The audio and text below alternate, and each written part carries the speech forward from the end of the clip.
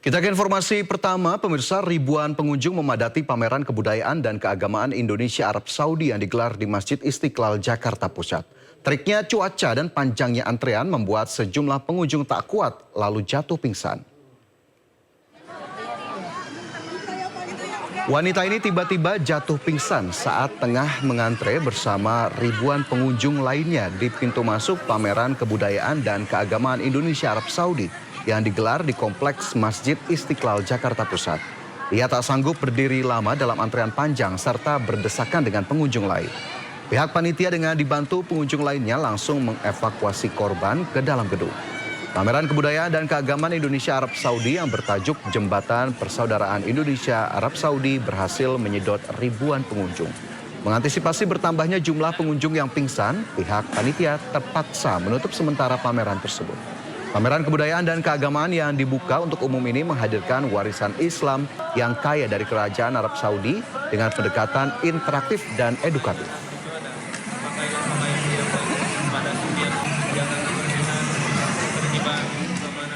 Ketua Komnas HAM Perwakilan Papua, Fritz Ramandey bersama rombongan ditembak kelompok kriminal bersenjata Papua. Mereka ditembaki saat mencari Ibtu Tommy Marbun, mantan Kasat Reskrim Polres Teluk Bintuni yang hingga kini masih hilang.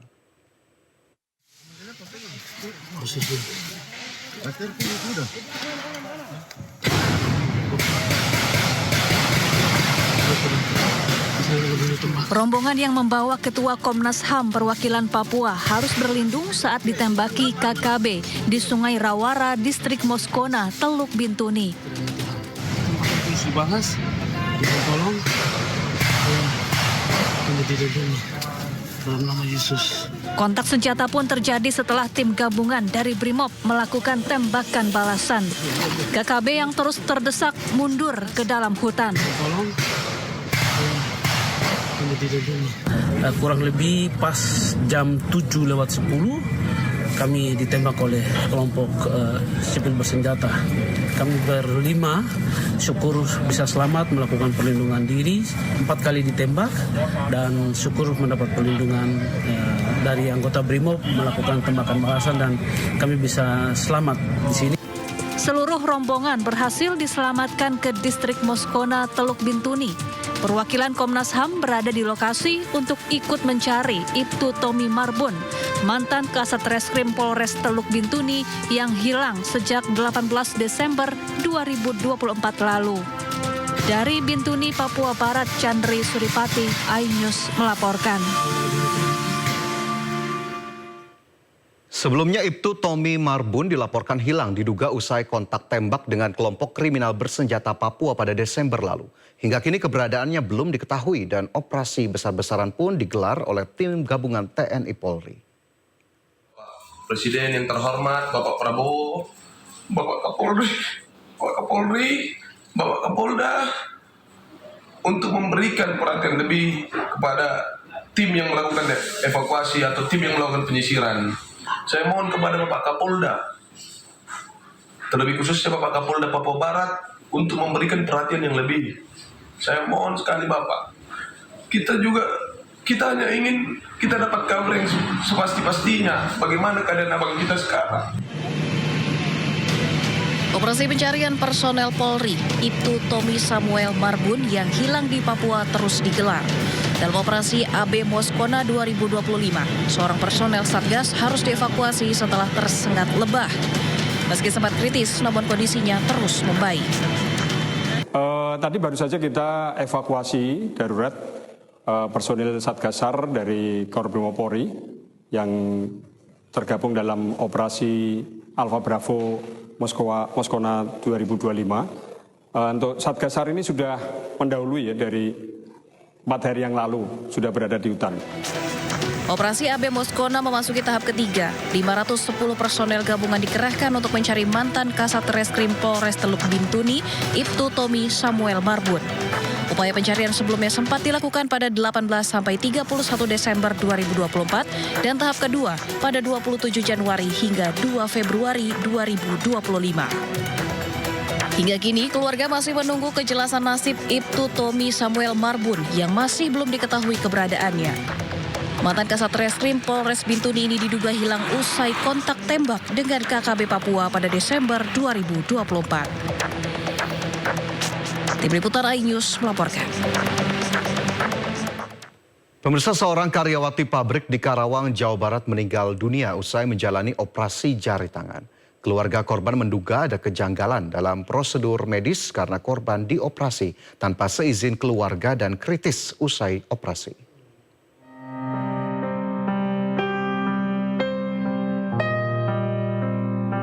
Viral di media sosial kisah karyawati pabrik di Karawang, Jawa Barat yang meninggal dunia usai menjalani operasi jari tangan.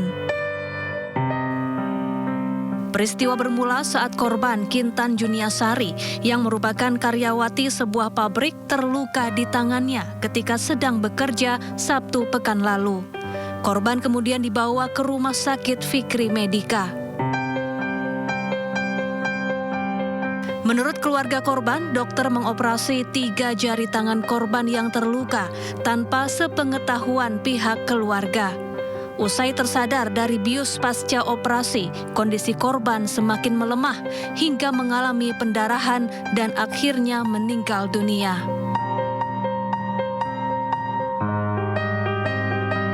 Dikasih rujukan ke rumah sakit Fikri, Kosambi. Saya juga ketemunya pas di rumah sakit. Nanti saya sudah di rumah sakit, udah di ruang IGD. Dari pihak perusahaan udah membawa ke rumah sakit untuk penanganan, mungkinnya pengobatan di rumah sakit. Gitu. Jam 9, sekitar jam 10-an, udah diganti perban, diimpus. Itu masih di ruang IGD. Kita masih sempat ngobrol bareng, emang kondisi adik saya nggak kenapa-napa. Kalau kondisi lihat masih nggak ada sakit apa-apa.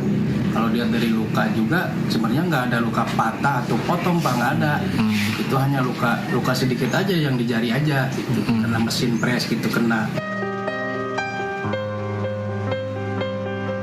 Usai mendapat laporan, Dinas Kesehatan Karawang mendatangi pihak rumah sakit untuk menggali keterangan terkait penyebab kematian korban.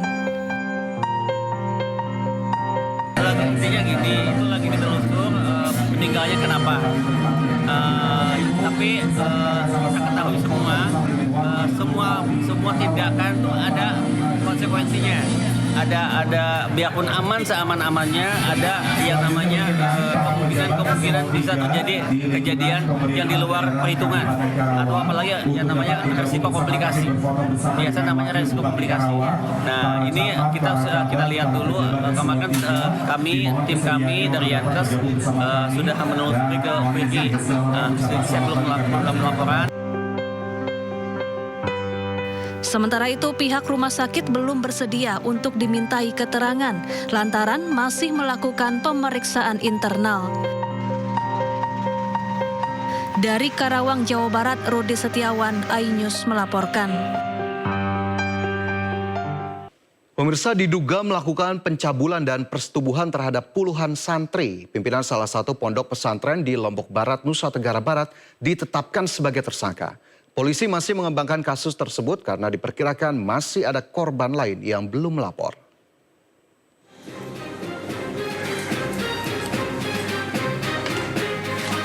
Satreskrim Polresta Mataram menetapkan pimpinan salah satu pondok pesantren di Kecamatan Gunung Sari, Lombok Barat berinisial AF 60 tahun sebagai tersangka pencabulan.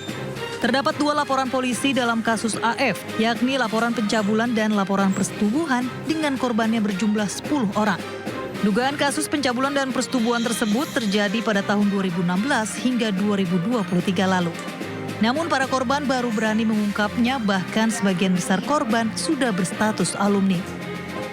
Dan kita juga sudah melakukan penetapan tersangka dan melakukan penahanan ke yang bersangkutan.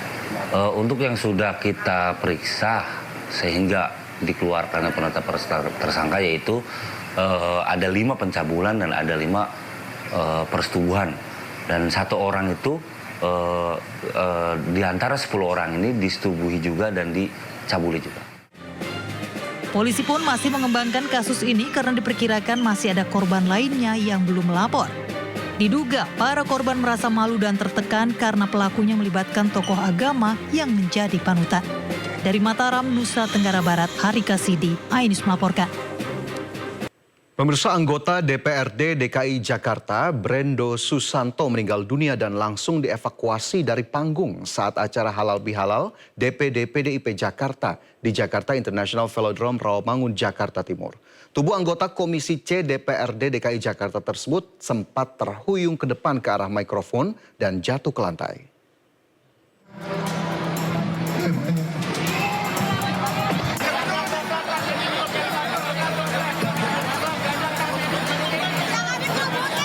Iya. Mari kita berdoa yang terbaik ya, menundukkan kepala. Suasana kepanikan ini terjadi di panggung acara Halal Bihalal yang digelar DPD PDIP Jakarta. Ketua Panitia Penyelenggara acara, Brando Susanto yang sedang berpidato, tiba-tiba terjatuh. Tubuh anggota Komisi C DPRD DKI Jakarta fraksi PDI Perjuangan sempat terhuyung ke depan ke arah mikrofon dan jatuh ke lantai. Berdoa yang terbaik. Bismillahirrahmanirrahim. Kita baca Al-Fatihah bersama-sama. Bismillahirrahmanirrahim. Di acara yang dihadiri Gubernur dan Wakil Gubernur DKI Jakarta ini pun seketika tegang karena sejumlah orang berusaha melakukan pertolongan. Iya.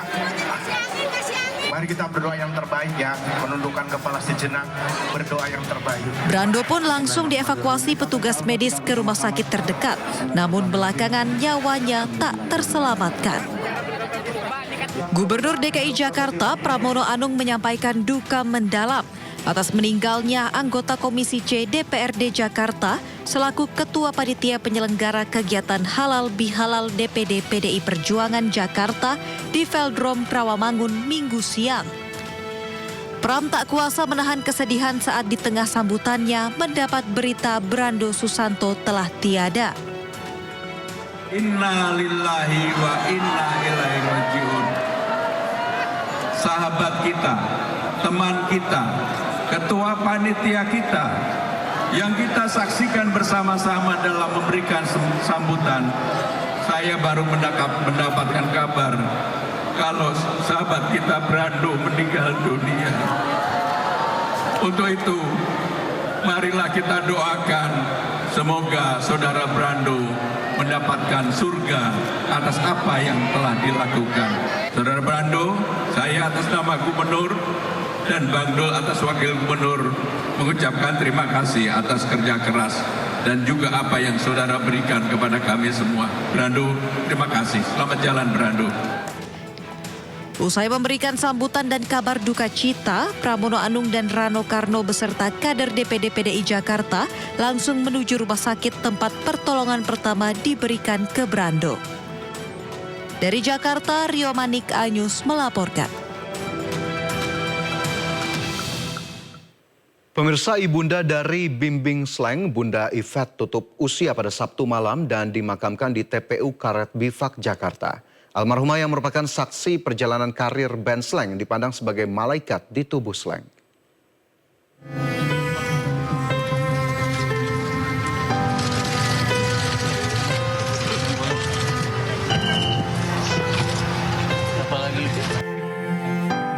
Suasana haru mengiringi pemakaman jenazah Yvette VCH Sidarta atau Bunda Yvette, ibunda dari musisi band Slang, Bim Bim, di TPU Karet Bifak, Jakarta Selatan, Minggu siang. Pemakaman dihadiri keluarga hingga rekan-rekan seniman yang mendoakan dan memberikan penghormatan terakhir kepada ibunda musisi era 90-an ini. Keluarga termasuk para personil band Slang kompak mengenakan pakaian berwarna putih dengan inisial almarhumah. Sebelumnya Bunda Yvette menghembuskan nafas terakhir pada Sabtu malam di usia 87 tahun. Keluarga dan kerabat terus mendatangi rumah duka di Duren 3 Jakarta Selatan untuk menyampaikan bela sungkawa sekaligus mendoakan kepergian almarhumah. Di antaranya para personel band Slang, mantan Gubernur Jawa Tengah Ganjar Pranowo, dan sejumlah musisi lainnya. Bunda Yvette adalah ibunda dari pendiri band Slang Bim Bim. Bunda Yvette merupakan sosok berjasa dan krusial dalam karir musik band Slank. Bunda Yvette menjadi saksi perjalanan band Slank. Sebagai manajer, Bunda Yvette merupakan malaikat di tubuh Slank. Ia berhasil menyelamatkan Bim Bim dan kawan-kawan dari ketergantungan narkoba. Pada tahun 2024, Bunda Yvette genap menjadi manajer Slank selama 40 tahun. Tim Liputan iNews melaporkan. Sejumlah artis dan tokoh publik berdatangan ke rumah duka Bunda Yvette di Gang Potlot, Pancoran, Jakarta Selatan. Sejumlah nama yang hadir diantaranya personel grup band Gigi, Wakil Gubernur Jakarta Rano Karno hingga mantan Gubernur Jawa Tengah Ganjar Pranowo.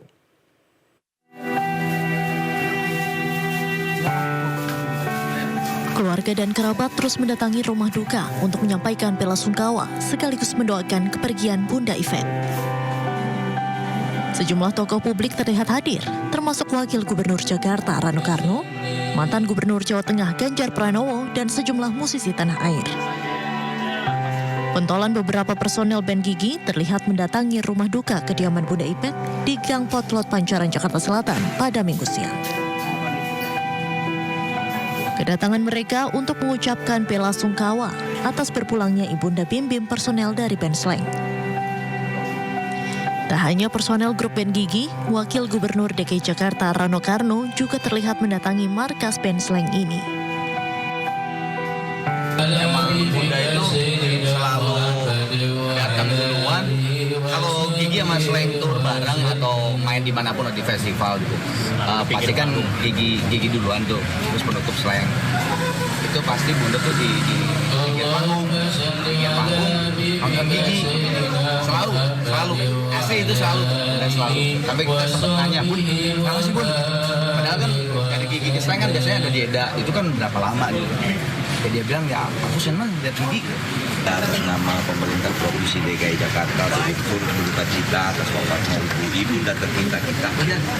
Seorang perempuan yang sangat luar biasa jasanya bagi generasi muda, bukan hanya bagi keluarga dan anak-anak kita didik. Anak-anak Indonesia, ibu ini menjadi ibu. Mantan Gubernur Jawa Tengah Ganjar Pranowo juga menyempatkan melayat ke rumah duka. Di mata Ganjar, Bunda Yvette ialah sosok penyayang dan mendukung kreativitas anak muda. Sempat ke rumah sakit, Bunda minta ditolong dan antarkan. Dan saya juga atur waktunya, tolong saya dikabari. Ternyata malam beliau dan kemudian diantar pulang. Saya masih dikasih kabar, tapi saya sudah di kereta. Baru tadi pagi sampai Jogja, saya juga balik lagi karena jam 22 sedikit lah. Saya dikabari saya ingat betul pada saat beberapa kali selalu memberikan semangat anak muda,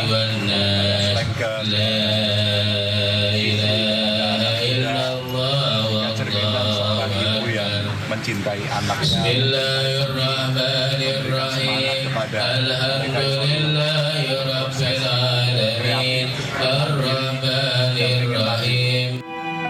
Bunda Yvette adalah ibunda dari pendiri band Slank Bim Bim. Bunda Yvette merupakan sosok berjasa dan krusial dalam karir musik band Slank. Dari Jakarta, dan Helmi Sajengbati, iNews melaporkan. Pemirsa, agar lebih disiplin, Gubernur Jawa Barat Deddy Mulyadi berencana menyerahkan anak-anak kota Depok yang dinilai nakal ke TNI dan Polri. Sesaat lagi, informasinya kami hadirkan, tetaplah di Indosiar.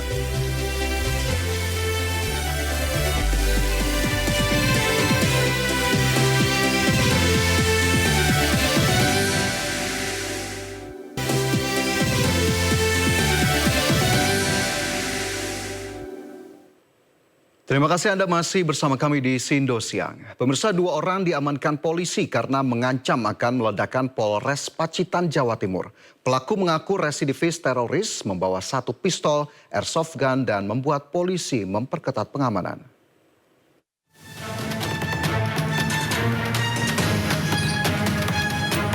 Suasana tegang terjadi di jalan raya depan Polres Pacitan saat 2 pria meminta mediasi kasus kecelakaan antara truk bermuatan solar dan minibus di Tanjung Sari. Pelaku mengaku sebagai residivis teroris. Polisi menangkap pelaku dan mengamankan lokasi dengan menerjunkan tim jihandak karena dikhawatirkan para pelaku benar akan melakukan pengeboman dan membawa bahan peledak. Pistol dan airsoft gun diamankan dari 2 pelaku yang disimpan dalam tas. Para pelaku bahkan mengamuk saat ditangkap polisi. Para pelaku diperiksa di Polres Pacitan, sementara polisi selama 3 jam mengamankan seluruh wilayah Polres dan sekitarnya. Dari Pacitan, Jawa Timur, Ahmad Subahi, iNews melaporkan. Gubernur Jawa Barat Deddy Mulyadi akan menerapkan kebijakan menyerahkan anak-anak kota Depok yang dinilai nakal ke TNI dan Polri. Mereka akan dididik secara militer agar lebih disiplin.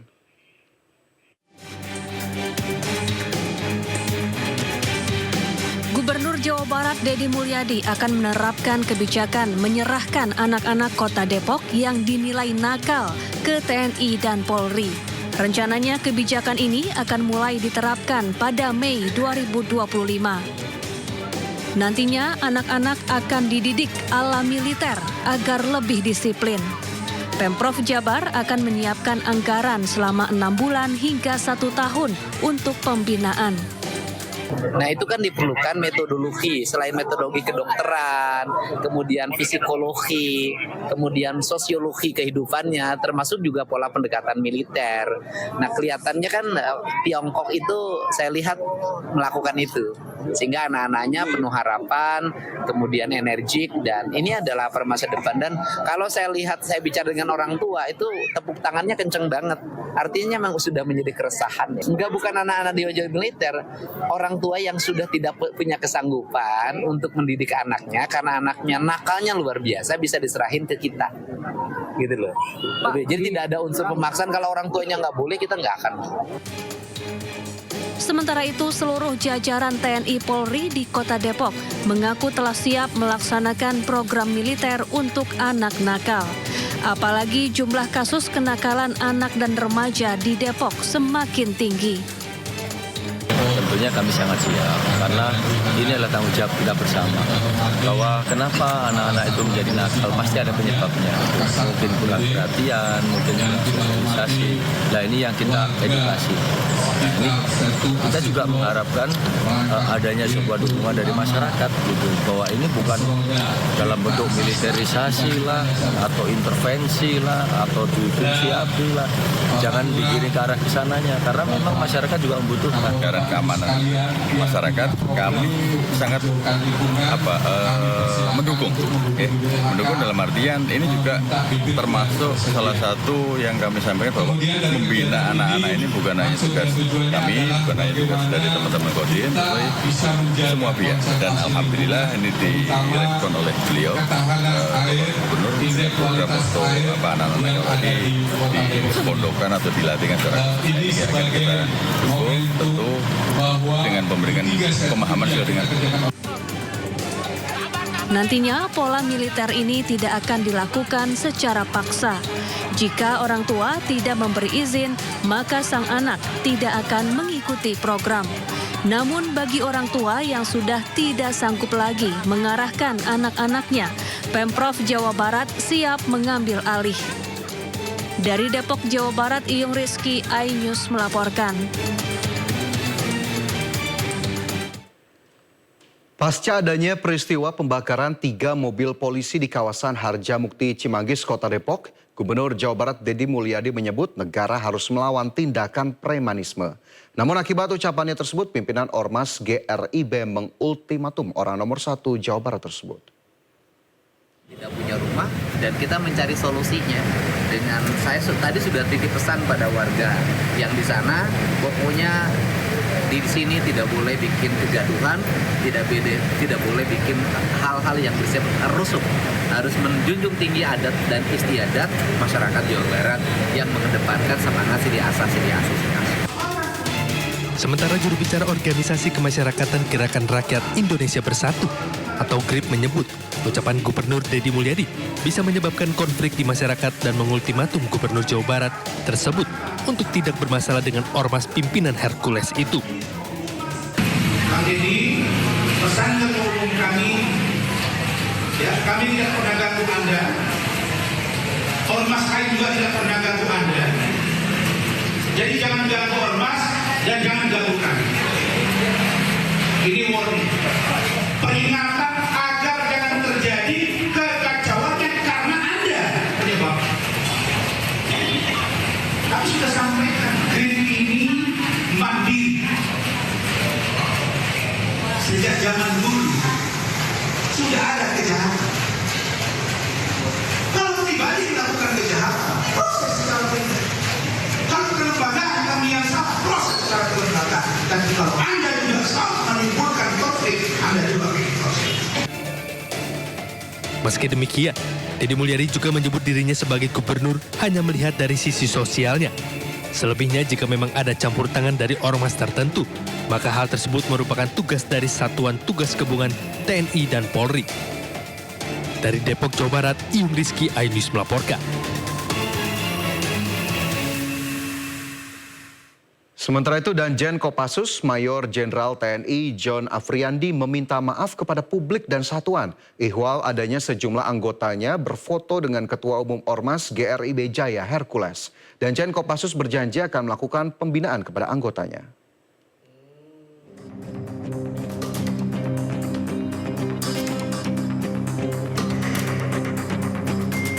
Anggota Kopassus yang berfoto dengan Hercules disebabkan karena ketidaktahuan terhadap perkembangan situasi saat ini. Danjen Kopassus TNI Angkatan Darat, Mayor Jenderal John Afriandi, akan memberikan wawasan lebih banyak kepada anggotanya agar introspeksi diri saat berhubungan dengan masyarakat. Anggota yang berfoto dengan Hercules tidak memikirkan dampak negatif dari tindakan tersebut. Kami mohon maaf, akan tetapi kami yakinkan kami akan melakukan perbaikan. Anggota kami mungkin kurang mendapatkan informasi, sehingga kami akan memperbaiki diri. Sementara belum ada tanggapan dari Mabes TNI terkait adanya anggota Kopassus yang berfoto dengan Hercules. Tim Liputan iNews melaporkan. Kita ke informasi lain, pemirsa dinilai terbukti menerima suap dan gratifikasi senilai total hampir 5 miliar rupiah. 3 hakim terdakwa kasus suap dalam putusan bebas Gregorius Ronald Tanur dituntut hukuman pidana 9 hingga 12 tahun penjara. Pada sidang minggu lalu, Jaksa Penuntut Umum membacakan tuntutan kepada para hakim yang terbukti menerima suap dalam kasus putusan bebas Ronald Tanur, terpidana kasus penganiayaan yang menyebabkan kematian korban Dini Sera Afrianti. Pada sidang hari ini rencananya akan menghadirkan May Rizka Wijaya, ibu kandung dari Ronald Tanur, yang diduga berperan dalam menyuap hakim untuk membebaskan anaknya lepas dari kasus penganiayaan yang menyebabkan kematian korban Dini Sera Afrianti.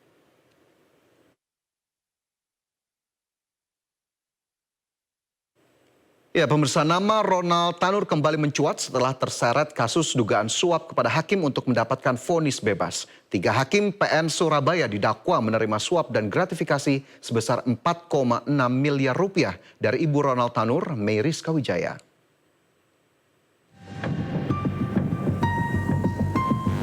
Pasca vonis bebas Ronald Tanur, 3 hakim Pengadilan Negeri Surabaya duduk di kursi terdakwa. Mereka adalah Erintu Adamanik yang merupakan hakim ketua, sementara Mangapul dan Heru Hanindyo merupakan anggota majelis.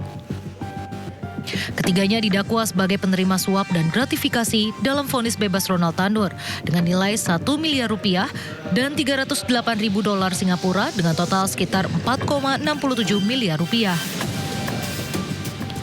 Total ada 6 orang yang ditetapkan sebagai tersangka atas kasus dugaan gratifikasi putusan bebas Ronald Tanur di PN Surabaya. Mereka adalah 3 majelis hakim yang memutus perkara mantan pejabat Mahkamah Agung Zaro Frikar, ibu serta pengacara Ronald Tanur. Dari penangkapan makelar kasus sekaligus mantan pejabat Mahkamah Agung Zaro Frikar, diduga ada pemufakatan jahat untuk menyuap majelis hakim kasasi perkara Ronald sebesar 5 miliar rupiah agar putusannya menguatkan vonis bebas majelis hakim PN Surabaya. Kasus bermula dari jeratan hukum untuk Ronald Tanur atas kematian kekasihnya Dini Sera Afrianti. Ibu Ronald Tanur, May Rizka Wijaya, berupaya agar anaknya bebas.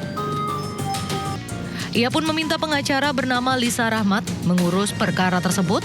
Lisa lalu menemui Zaro Frikar untuk mencarikan hakim PN Surabaya yang dapat menjatuhkan vonis bebas. Ronald pun akhirnya divonis bebas pada 24 Juli 2024. Namun di tingkat kasasi, Mahkamah Agung membatalkan putusan bebas tersebut. Ronald Tanur akhirnya divonis 5 tahun penjara. Tim Liputan iNews melaporkan.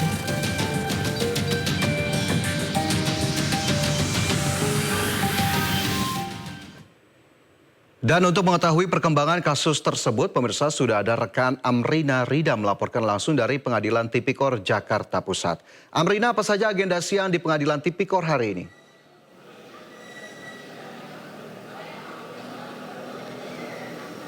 Iya, Fajar dan juga pemirsa, memang benar bahwa hari ini kembali dilaksanakan adanya sidang lanjutan terkait dengan dugaan suap dan juga korupsi yang melibatkan mantan pejabat Mahkamah Agung, Zaraf Richard, termasuk salah satunya adalah pengurusan perkara Gregorius Ronald Tanur. Nah, untuk sidang sendiri memang baru saja dimulai, kurang lebih ada 15 menit yang lalu, dan memang untuk sidang dilaksanakan di ruang sidang Muhammad Hatta Ali. Nah, untuk sidang pada hari ini agendanya adalah mendengarkan keterangan saksi yang dihadirkan ataupun juga saksi dari pihak jaksa penuntut umum. Nah, awalnya rencananya dari pihak JPU ini akan menghadirkan 9 saksi. Namun terkonfirmasi tadi yang datang pada hari ini, yang baru datang adalah 3 saksi, yang mana 3 saksi tersebut adalah saksi untuk Zaraf Richard bernama Bertomen Sensidabutar, lalu juga Diah Puspita Ningrum dan juga Abdul Muluk. Itu adalah 3 saksi yang tadi sudah hadir dan sepertinya sudah mulai dimintai keterangan oleh pihak jaksa penuntut umum dan juga sudah mulai didengarkan oleh majelis hakim. Sementara untuk 7 saksi lainnya ini terdapat 2 yang dikonfirmasi tidak dapat hadir, dan juga untuk saksi yang lainnya ini artinya masih menunggu ataupun juga nanti keseperkirakan baru akan tiba ataupun juga baru akan datang ke Pengadilan Tipikor Jakarta Pusat pada pukul 1 siang. Nah, Fajar dan juga pemirsa, ini sebenarnya selain ada perkara dari Zaraf Richard yang akan disidangkan, ini sebenarnya untuk sidang Zaraf Richard juga akan melibatkan 3 tersangka lainnya, ataupun maksud kami 2 tersangka lainnya, yakni Lisa Rahmat yang merupakan pengacara dari Ronald Tanur dan juga Meris Kawijaya merupakan ibunda Ronald Tanur. Nah, perkara dari ketiganya yakni Lisa Rahmat dan juga Meris Kawijaya lalu juga Zaraf Richard ini memang berkaitan satu sama lain karena ketiganya terlibat dalam upaya memberikan suap terhadap vonis bebas Ronald Tanur. Namun tadi dari pihak jaksa penuntut umum pada akhirnya nanti akan melaksanakan sidang untuk 2 orang saja, yakni untuk Lisa Rahmat dan juga Zaraf Richard. Saat ini dikarenakan untuk saksi yang sejatinya dihadirkan dari pihak JPU untuk Meris Kawijaya merupakan ibunda Ronald Tanur ini tidak dapat hadir, dan artinya untuk sidang yang melibatkan tersangka yakni Meris Kawijaya ini akan diundur dan baru akan dilaksanakan pada 5 April mendatang. Dan juga kalau misalnya kita melihat bagaimana kasus ini bergulir, Fajar dan juga pemirsa, Zaraf Richard sendiri sebenarnya didakwa melakukan pemufakatan jahat dengan pengacara dari Ronald Tanur yakni Lisa Rahmat dengan upaya untuk memberi dan juga menjanjikan uang sejumlah 5 miliar rupiah terhadap Ketua Majelis Kasasi Mahkamah Agung yakni Hakim Agung Susilo dalam upayanya untuk mempertahankan vonis bebas Ronald Tanur, yang mana sebelumnya Ronald Tanur ini sempat juga divonis bebas oleh Pengadilan Negeri Surabaya.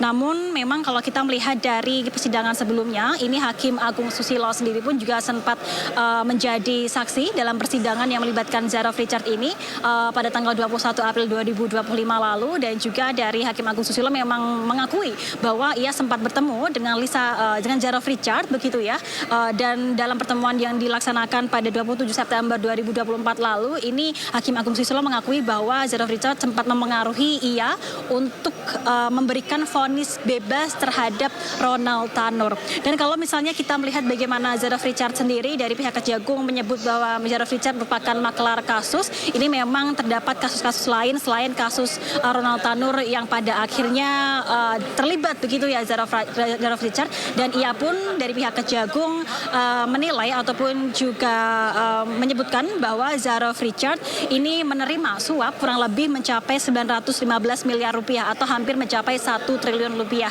Dan dari Zaraf Richard sendiri ini disangkakan melanggar pasal 6 ayat 1 huruf A pasal 18 Undang-Undang Nomor 31 Tahun 1999 tentang pemberantasan tindak pidana korupsi dengan ancaman hukuman penjara mencapai 20 tahun penjara. Nah, Fajar dan juga pemirsa, sebenarnya kalau kita melihat bagaimana situasi di Pengadilan Tipikor Jakarta Pusat ini, selain dilaksanakan adanya sidang terkait dengan perkara Jarod Richard yang melibatkan Ronald Tanur, ini juga dilaksanakan adanya sidang korupsi lainnya ataupun juga sidang tipikor lainnya yang melibatkan tersangka, yakni adalah ex-menteri perdagangan periode 2015-2016 Thomas Trikasi Lembong ataupun juga Tom Lembong. Hari ini jadi memang bisa disampaikan bahwa ada dua kasus besar yang cukup menjadi perhatian yang terjadi, yakni kasus Jarod Richard dan juga kasus korupsi Tom Lembong. Dan juga untuk kasus korupsi Tom Lembong ini sidang lanjutannya tadi sebenarnya sudah dimulai di salah satu ruangan di lantai atas Pengadilan Negeri Tipikor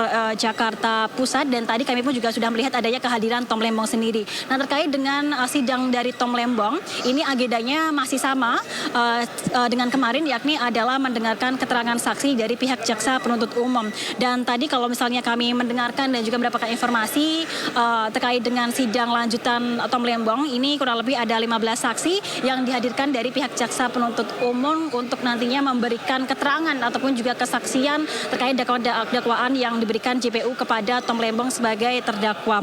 Nah, Tom Lembong sendiri, Fajar dan juga pemirsa, ini ditetapkan sebagai tersangka oleh pihak Kejagung pada tanggal 29 Oktober 2025, di mana dalam surat dakwaan dari pihak jaksa penuntut umum Kejagung, Tom Lembong ini diduga menerbitkan ada 21 surat persetujuan impor gula kristal mentah yang diberikan kepada sejumlah perusahaan swasta pada tahun 2015-2016, yang mana perusahaan swasta yang diberikan surat izin impor tersebut ini diduga tidak sesuai dengan persyaratan yang ada. Dan juga surat izin impor gula kristal mentah tersebut dari pihak Kejagung menyebutkan bahwa dikeluarkan oleh Tom Lembong sebagai Menteri Perdagangan pada tahun 2015-2016 ini tanpa adanya rekomendasi dari Kementerian Perindustrian, dan dilaksanakan ketika Indonesia pada waktu itu dalam kondisi surplus produksi gula dalam negeri. Sehingga tindakan dari Tom Lembong yang menerbitkan surat izin impor tersebut ini dari pihak Kejagung menilai berpotensi menimbulkan kerugian negara hingga mencapai 578 miliar rupiah. Dan dari Tom Lembong sendiri ini didakwa pasal 2 ayat 1 atau pasal 3 junto pasal 18 Undang-Undang Nomor 31 Tahun 1999 tentang pemberantasan tindak pidana korupsi dengan ancaman hukuman penjara mencapai seumur hidup. Nah, kita nantikan bersama bagaimana nanti jalannya kedua sidang yang berlangsung pada hari ini, yakni sidang dengan terdakwa Tom Lembong dan juga sidang dengan terdakwa yakni mantan pejabat MA Jarod Richard. Sementara demikian, kembali ke Anda, Fajar. Ya, baik Amrina, tentunya kita nantikan bersama bagaimana kelanjutan dari berjalannya dua sidang tersebut. Tentunya terima kasih rekan Amrina Rida yang melaporkan langsung dari Pengadilan Tipikor Jakarta. Selamat bertugas kembali. Ya, pemirsa, Tom Lembong terjerat kasus impor gula karena menerbitkan izin impor yang dianggap tidak sesuai aturan. Atas izin yang diterbitkannya, Tom Lembong diduga merugikan negara hingga 578 miliar rupiah.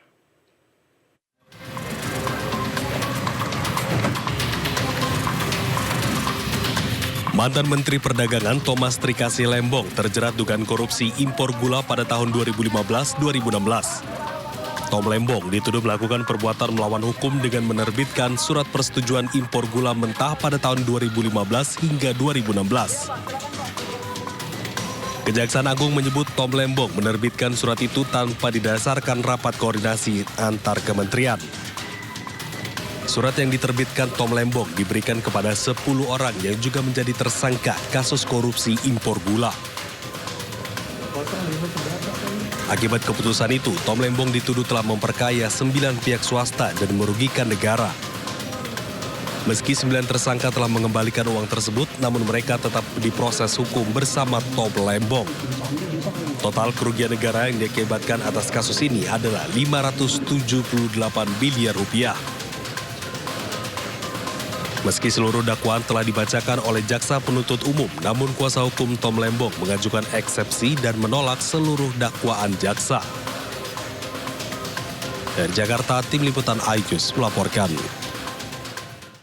Kita ke informasi selanjutnya, pemirsa, salah seorang pengacara yang menggugat ijazah Presiden ke-7 Republik Indonesia Joko Widodo ditetapkan sebagai tersangka dugaan pemalsuan dokumen oleh Polres Sukoharjo, Jawa Tengah.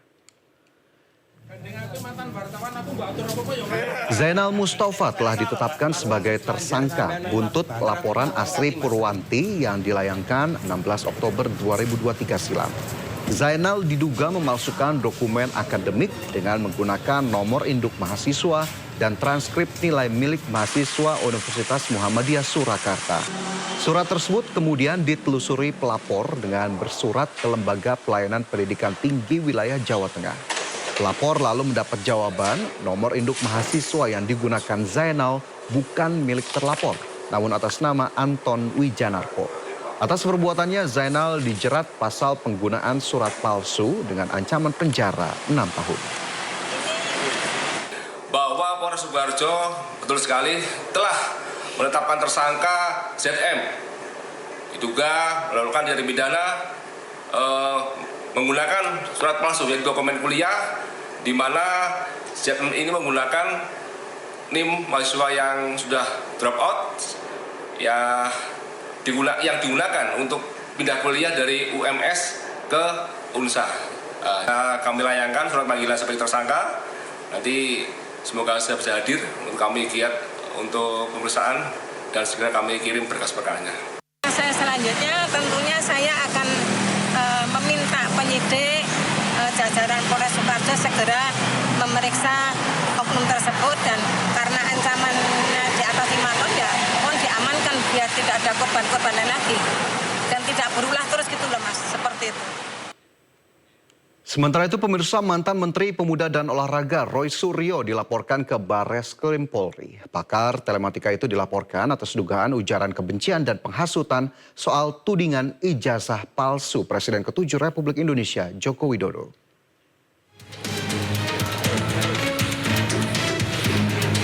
Perhimpunan Advokat Pradi Bersatu melaporkan sejumlah pihak ke Barreskrim Polri atas dugaan ujaran kebencian dan penghasutan soal tudingan ijazah palsu Presiden RI ke-7 Joko Widodo.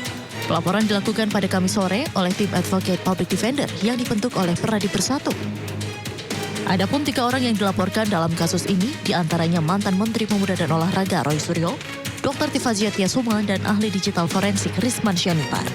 Tapi kan kita juga punya dalil bahwa apa yang dituduhkan itu kan tidak berdasar dalam pengertian itu kan secara hukum harus dibuktikan dulu di pengadilan apakah barang ini palsu atau tidak. Jadi tidak bisa semena-mena mengatakan bahwa itu palsu sebelum putusan pengadilan.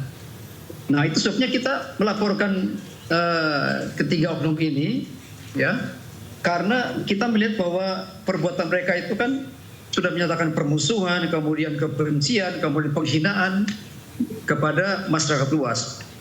Padahal apa yang dituduhkan itu kan belum tentu benar. Salah satu terlapor, Risman Syanipar, yang merupakan ahli digital forensik, menyampaikan pelaporan dirinya ke polisi merupakan risiko perjuangan untuk mengungkap kebenaran.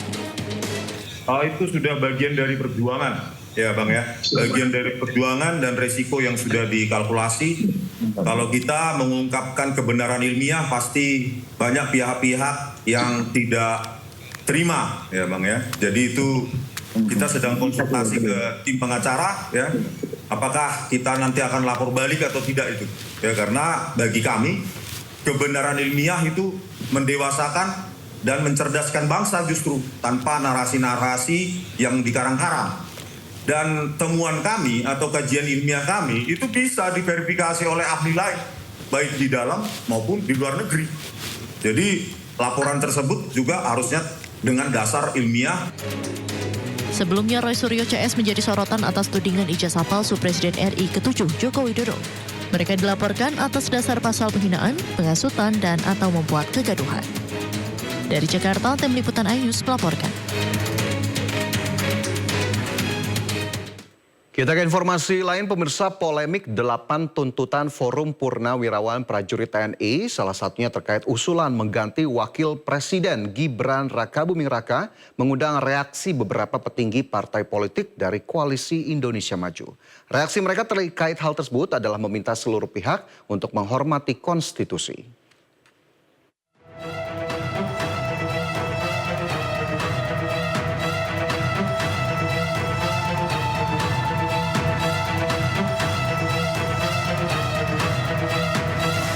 Polemik 8 tuntutan Forum Purnawirawan Prajurit TNI, salah satunya terkait usulan mengganti Wakil Presiden Gibran Rakabuming Raka, mengundang reaksi beberapa petinggi partai politik dari Koalisi Indonesia Maju. Ketua Umum PSI Kaisang Pangarep menanggapi usulan penggantian Wakil Presiden Gibran Rakabuming Raka dengan menyebut bahwa terpilihnya Presiden dan Wakil Presiden pada pemilu 2024 sudah sesuai konstitusi. Secara konstitusi, Presiden dan Wakil Presiden kan sudah dipilih langsung oleh rakyat. Yuk, ya.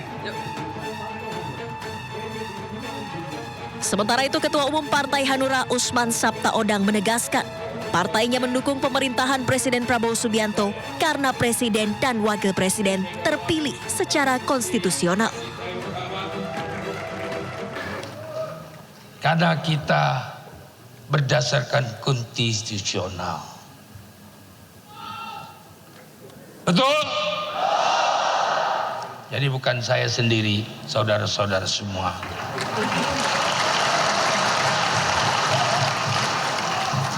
Kita menyadari, kita tahu situasi, kita tahu segala-galanya. Kita tahu siapa yang bermain, kita tahu siapa yang mengadu domba, kita tahu siapa yang menginginkan sesuatu dengan mudah, kita tahu semuanya. Wakil Ketua Umum Golkar Idrus Marham juga memberikan tanggapan terhadap hal tersebut. Idrus mengajak masyarakat agar tidak terpancing dengan tuntutan tersebut dan tidak perlu menguras energi membicarakan tuntutan yang bisa mengganggu persatuan dan kesatuan bangsa. Ya udahlah, jangan kita terpancing olah mengolah yang justru menimbulkan masalah-masalah yang justru merugikan bangsa kita sendiri. Ya kapan pemerintah ini melakukan gerakan pembangunan Astacita itu kalau misalkan selalu hanya menghabiskan energi pada respon terhadap olah mengolah itu. Tim Liputan iNews melaporkan. Presiden Prabowo Subianto merespon dan menghormati 8 tuntutan Forum Purnawirawan Prajurit TNI. Melalui penasihat khusus Presiden Bidang Politik dan Keamanan Wiranto, permintaan tersebut telah sampai ke tangan Presiden dan tengah dipelajari secara seksama.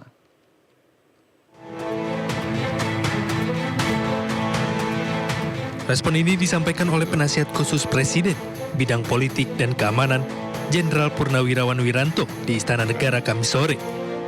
Forum Purnawirawan Prajurit TNI yang dipimpin para Jenderal Purnawirawan TNI ini menyampaikan pernyataan sikap berupa 8 tuntutan mulai dari kembali ke Undang-Undang Dasar 45 sebagai tata hukum politik pemerintahan.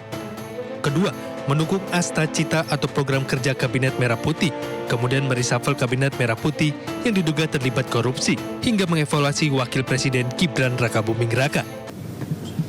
Memang saran itu disampaikan oleh forum para purnawirawan TNI, ya, para jenderal, para kolonel, ya, ditandatangani, disampaikan secara terbuka, betul kan? Terbuka, secara meluas, ya.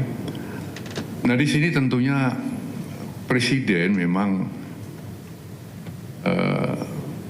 menghormati dan memahami, ya, pikiran-pikiran itu, karena kita tahu beliau dan para purnawirawan satu alma mater, ya, satu perjuangan, satu pengabdian, dan tentu punya sikap moral yang sama, ya, dengan jiwa sabta marga, ya, dan sebuah prajurit itu. Ya. Oleh karena itu beliau memahami itu. Ya. Namun tentunya Presiden sebagai kepala negara, kepala pemerintahan, Panglima tertinggi TNI tidak bisa serta-merta menjawab itu. Spontan menjawab tidak bisa, karena apa? Beberapa alasan, ya. Yang pertama, kan beliau perlu mempelajari dulu, ya, isi dari statement itu, isi dari usulan-usulan itu. Dipelajari satu persatu, karena itu masalah-masalah yang tidak ringan, ya, masalah yang sangat fundamental, ya. Pernyataan sikap 8 tuntutan Forum Purnawirawan Prajurit TNI ditandatangani oleh para mantan petinggi TNI mulai dari Jenderal Purnawirawan Fahrul Razi, Jenderal Purnawirawan Tiasno Sudarto, Laksamana TNI Purnawirawan Slamet Subianto, Marsekal TNI Purnawirawan Hanafi Asnan dan mantan Wakil Presiden ke-6 RI Jenderal TNI Purnawirawan Trisutrisno. Tim Liputan iNews melaporkan. Pemirsa, viral di media sosial, siswa SMP Negeri 1 Barangka menemukan ulat saat hendak menyantap makanan bergizi gratis di sekolah. Informasi selengkapnya kami hadirkan usai jeda, tetaplah di Indosiar.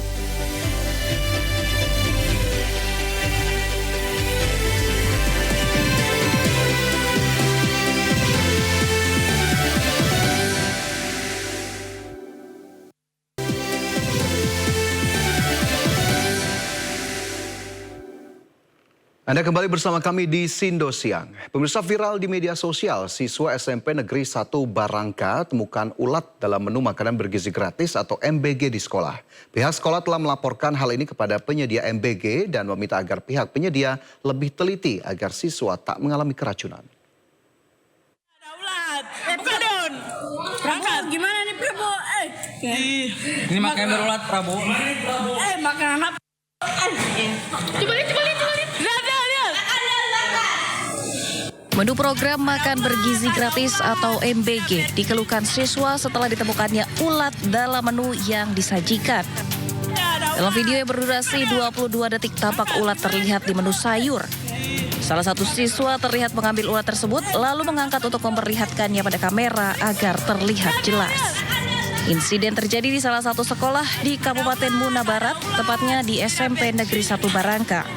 Pihak sekolah melaporkan hal ini kepada Satuan Pelayanan Pemenuhan Gizi atau SPPG, penyedia MBG di SMP Negeri 1 Barangka. Mereka meminta agar pihak penyedia lebih teliti lagi dalam menyediakan menu makanan bergizi gratis agar siswa tak alami keracunan. Harapan saya barangkali hanya kepada pihak penyedia. Dan itu barangkali ada pihak-pihak yang berkompeten tentang hal itu, agar ke depan tidak terjadi lagi barangkali hal-hal yang seperti itu. Sementara itu penyedia makanan bergizi gratis meminta maaf atas temuan ulat pada menu sayur yang dibagikan kepada para siswa. Kemarin itu kita tidak ada menu daging. Jadi menu kita kemarin dari 2.500 sekian porsi, menunya adalah telur, orak-arik, dan sayur. Jadi itu fix, ulat itu adalah ulat sayur. Dan dari 2.500 sekian porsi yang kita sajikan kemarin pun hanya 1 porsi saja juga yang ditemukan itu. Kedepannya pihak penyedia menu makanan bergizi gratis berjanji akan bekerja sesuai standarisasi terkait sortir dan memilih bahan dengan kualitas yang bagus. Dari Kabupaten Muna Barat, Sulawesi Tenggara, Andi Eba, iNews melaporkan. Pemirsa, waspadalah saat membeli makanan atau minuman. Di Rejang Lebong, Bengkulu, petugas menemukan kerupuk mengandung boraks. Tak hanya itu, tertera pula nomor izin palsu pada kemasan.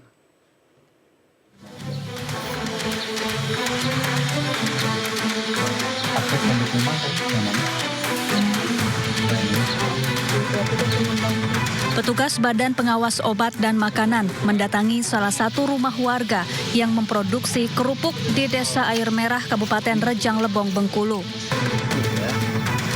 BPOM mendatangi rumah warga ini setelah mengetahui pemilik rumah baru saja menerima paket berupa bahan-bahan kimia. Alhasil paket yang dibeli secara online ini langsung diperiksa dan dibawa ke kantor BPOM. Usai didalami, ternyata kerupuk mengandung boraks yang berbahaya bagi tubuh. Nah, tapi di dalam produk ini yang terdapat kandungan boraks yang dicampurkan ke bahan-bahan pangan. Nah, ini yang tidak boleh di produk makanan. Di bungkusnya juga ada label BP POM seperti apa?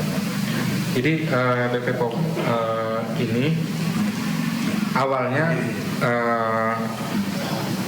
ini sudah tidak ada. Jadi izin edar ini tidak ada dari BPOM. Dia buat sendiri ya? Ini dia buat sendiri. Palsu ya. BPOM mengimbau pada masyarakat agar lebih berhati-hati dan waspada dalam memilih makanan yang hendak dikonsumsi. Dari Rejang Lebong, Bengkulu, Widodo Waluyo, iNews melaporkan. Pemirsa, seorang lansia di Bantul diduga menjadi korban mafia tanah dan terancam kehilangan tanahnya seluas 1.655 meter. Tanah yang hendak diwariskan kepada anak-anaknya tiba-tiba sudah menjadi milik orang lain yang tak dikenal dan hendak dilelang oleh bank karena gagal bayar pinjaman di bank.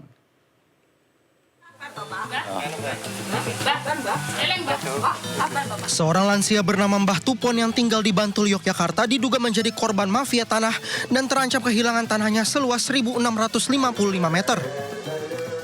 Mbah Tupon baru mengetahui bahwa sertifikat tanahnya berubah kepemilikan saat dirinya hendak mewariskan tanahnya kepada anak-anaknya. Mirisnya, sertifikat itu menjadi jaminan di sebuah bank. Permasalahan ini berawal pada tahun 2020. Kala itu tanah Mbah Tupon masih seluas 2.100 meter persegi dan akan dijual sebagian kepada seseorang yang dikenalnya berinisial BR dengan cara pembayaran dicicil tanpa jatuh tempo. Namun belakangan sisa tanah yang ia miliki pun berubah nama pada sertifikatnya. Hingga akhirnya Mbah Tupon dan keluarganya didatangi pihak bank terkait gagal bayar pinjaman sebesar 1,5 miliar rupiah atas nama seseorang di alamatnya. Selang berapa bulan kemudian pihak Bank PNM itu datang ngasih kabar kalau tanah ini udah atas nama orang lain, atas nama Indah Fatmawati. Nah, terus dari pihak sana itu bilang sudah pelelangan pertama dan dianggunkan 1,5 M. Sementara itu warga sekitar dan relawan ramai-ramai membuat petisi untuk mengawal kasus dugaan mafia tanah yang menimpa Mbah Tupon ini. Selain itu kasus ini pun sudah sampai ke kementerian terkait ATR BPN, namun pihak kementerian belum memberikan penjelasan terkait kasus ini. Dari Bantul, Yogyakarta, Trisna Purwoko, iNews melaporkan.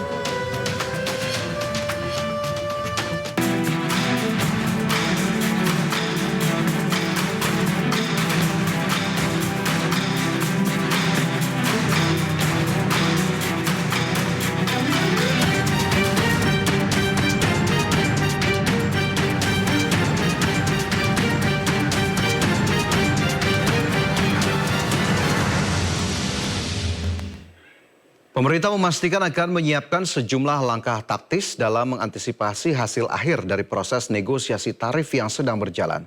Menteri Keuangan memastikan akan mengerahkan seluruh kebijakan fiskal dalam mendorong potensi ekspor bagi komoditas strategis nasional. Pemerintah memastikan akan mempersiapkan strategi lanjutan dalam mengantisipasi hasil negosiasi tarif dengan pemerintah Amerika Serikat. Menteri Keuangan Sri Mulyani Indrawati mengungkapkan bahwa pembahasan terkait kebijakan tarif resiprokal antara Indonesia dan Amerika Serikat masih terus berproses. Untuk itu pemerintah akan terus memantau, meneliti dan menyesuaikan langkah strategi ke depan seiring dengan perkembangan kebijakan tarif yang akan ditetapkan oleh pemerintahan Trump. Pemerintah juga akan menyiapkan sejumlah langkah kebijakan fiskal untuk memastikan daya saing komoditas nasional tetap kompetitif di tengah situasi pasar global. Memiliki RCA atau Reveal Comparative Advantage di atas 1 itu berarti Indonesia relatif memiliki kemampuan kompetitif. Nah ini oleh teman-teman di Kementerian Keuangan, baik itu di BKF, Bea Cukai, dan Pajak telah melakukan analisa dan nanti akan kami sampaikan kepada Pak Menko untuk bisa kita bahas bersama apa yang bisa kita lakukan untuk mendorong berbagai industri-industri nasional yang memang memiliki comparative advantage yang sangat kuat sehingga dia mampu untuk menembus tidak hanya pasar di Amerika tapi juga pasar-pasar yang lain. Sebelumnya pemerintah Indonesia telah mengajukan 5 penawaran utama dalam negosiasi ini, termasuk penyesuaian tarif bea masuk untuk produk tertentu dari Amerika dan peningkatan impor komoditas Amerika yang tidak diproduksi dalam negeri seperti produk migas, mesin, dan hasil pertanian. Selain itu, Indonesia memastikan akan mendorong reformasi fiskal di bidang perpajakan dan kepabeanan, penyesuaian kebijakan non-tarif seperti deregulasi pertek, serta respon cepat terhadap lonjakan impor untuk menjadi bagian dari strategi negosiasi.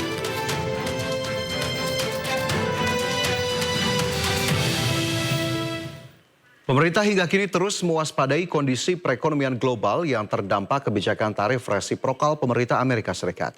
Bahkan pemerintah meminta kepada pelaku ekonomi nasional untuk mencari alternatif pasar ekspor baru.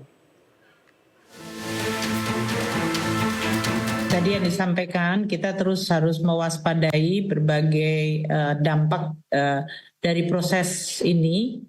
Yang disampaikan tadi bahkan dengan pos 3 bulan saja tentu juga sudah akan memberikan dampak. Jadi dalam hal ini Indonesia harus terus menyiapkan berbagai instrumen policy untuk bisa memitigasi dampak dari kebijakan yang mempengaruhi perekonomian dan perdagangan seluruh dunia ini. Ini satu hal, dan kalau dari Kementerian Keuangan tentu kita akan lihat dari instrumen fiskal apa yang bisa kita terus gunakan di dalam space kebijakan fiskal yang ada agar tetap bisa meminimalkan dampak dan risiko bagi dunia usaha maupun bagi masyarakat. Demikian pernyataan Menteri Keuangan Sri Mulyani Indrawati dalam merilis perkembangan lanjutan negosiasi perdagangan Indonesia-Amerika yang meminta para pelaku ekonomi dan masyarakat untuk terus mewaspadai dampak dari kebijakan tarif resiprokal pemerintah Amerika Serikat. Sebab kebijakan tersebut telah menciptakan kondisi perang tarif global yang berkepanjangan dan akan mempengaruhi tatanan perdagangan dunia. Sementara Menteri Koordinator Bidang Perekonomian Erlangga Hartarto juga meminta kepada semua pihak untuk berhati-hati dalam menyikapi outlook pertumbuhan ekonomi dunia yang menurun. Pelaku usaha perlu bersiap-siap untuk mencari alternatif pasar baru dengan terus mendorong penguatan daya saing produk ekspor nasional. Ya, pertama tentu kita harus berhati-hati karena outlook pertumbuhan ekonomi dunia mengalami penurunan dan perdagangan juga volumenya juga akan terkena penurunan.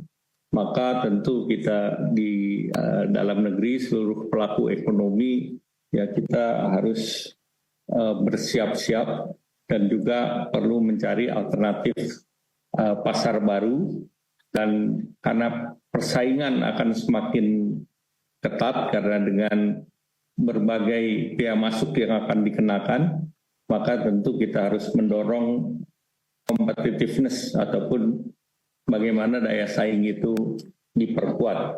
Dan yang ketiga, kita perlu juga melakukan intra perdagangan yang lebih dalam dengan rekan kita di ASEAN. Di sisi lain, proses negosiasi Indonesia dengan pemerintah Amerika Serikat berjalan positif, di mana pemerintahan Presiden Donald Trump merespons proposal Indonesia dan mengapresiasi kecepatan Indonesia dalam membuka dialog untuk bernegosiasi.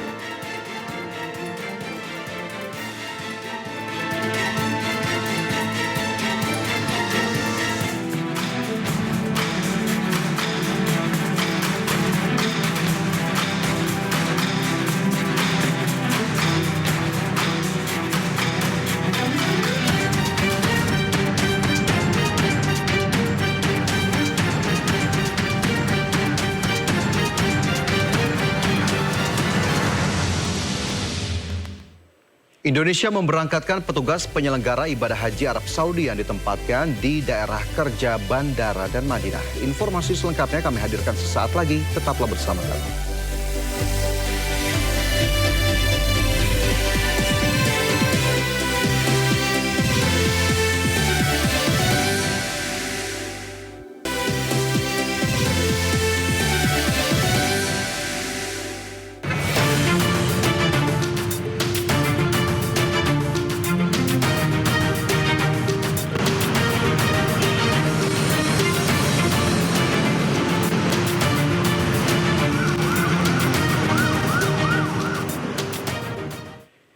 Pemirsa, saatnya kita simak pantauan arus lalu lintas siang hari ini, dan kami telah terhubung dengan Bribtu Eklesia Putri Huta Barat dari NTMC Polri yang kini berada di kawasan Simpang Pancoran, Jakarta Selatan. Bribtu Eklesia, bagaimana pantauan arus lalu lintas dari tempat Anda melapor? Baik, terima kasih Fajar dan selamat siang pemirsa, bersama kami dari NTMC Korlantas Polri akan menginformasikan situasi arus lalu lintas langsung dari kawasan Pancoran, Jakarta Selatan. Dapat kita lihat bersama situasi arus lalu lintas di jam makan siang dan juga istirahat perkantoran pada siang hari ini. Tampak cukup ramai dari berbagai arahnya, yakni dari arah Semanggi yang akan menuju ke arah Cawang maupun di arah sebaliknya. Pada siang hari ini sudah tampak cukup ramai, terlihat adanya antrian kendaraan jelang traffic light selepasnya kendaraan dapat melaju dengan kecepatan normal. Kami mengucapkan terima kasih kepada seluruh pengendara yang tetap berhenti di belakang garis stop pada saat mengantri jalan traffic light dan tidak lupa untuk selalu menjaga jarak aman kendaraan Anda dengan kendaraan lainnya. Dan untuk situasi arus lalu lintas selanjutnya dari arah Saharjo yang akan menuju ke arah Kalibata dan di arah sebaliknya juga tampak cukup ramai, cenderung mengalami ketersendatan jelang antrian traffic light yang berimbas hingga 600 meter ke belakang selepasnya kendaraan dapat melaju dengan kecepatan normal. Kami menghimbau kepada seluruh pengendara selalu menjaga batas maksimal kecepatan kendaraan Anda dan mengikuti rambu serta marka jalan yang berlaku. Dan tidak lupa di kawasan ini terdapat halte dan juga jalur busway. Kami menghimbau kepada seluruh pengendara untuk tidak menggunakan lajur busway sebagai lajur kendaraan Anda karena dapat membahayakan keselamatan diri Anda. Dan juga bagi pengendara roda 2 untuk tetap berada pada jalur yang benar demi keselamatan diri Anda dan juga pengendara lainnya. Bagi Anda pemirsa yang ingin mendapatkan informasi situasi arus lalu lintas selengkapnya, dapat menghubungi call center kami di 15669 ataupun melalui SMS center di 9119. Selamat beraktivitas, hati-hati di jalan, dan salam presisi. Demikian Bribtu Eklesia melaporkan, kembali kepada Fajar. Silakan. Ya, terima kasih Bribtu Eklesia Putri Huta Barat atas laporannya langsung dari kawasan Simpang Pancoran, Jakarta Selatan. Selamat bertugas kembali, salam presisi.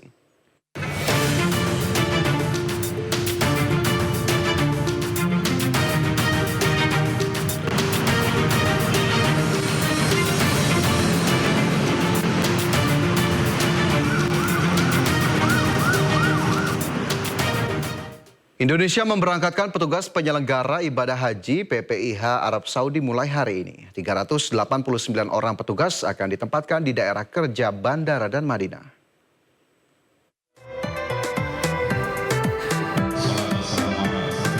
Kementerian Agama telah siap menyambut musim haji 1446 Hijriah atau 2025 Masehi.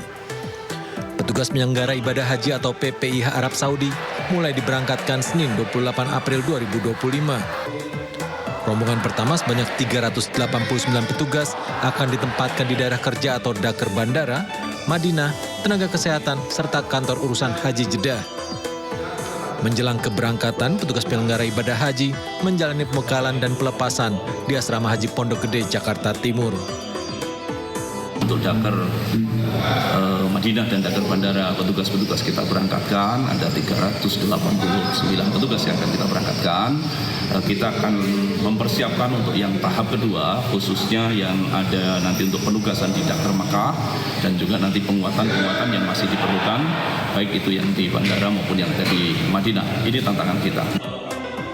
Tim PPI yang diberangkatkan terdiri dari 72 petugas daker bandara, 250 petugas daker Madinah, 66 tenaga kesehatan, dan 1 petugas pada kantor urusan haji atau KUH. Kemenak juga mempersiapkan kuota petugas tahap kedua yang dikhususkan untuk penguatan daker Mekah, Madinah, ataupun bandara. Dari Jakarta, Gigih Irfan, iNews melaporkan.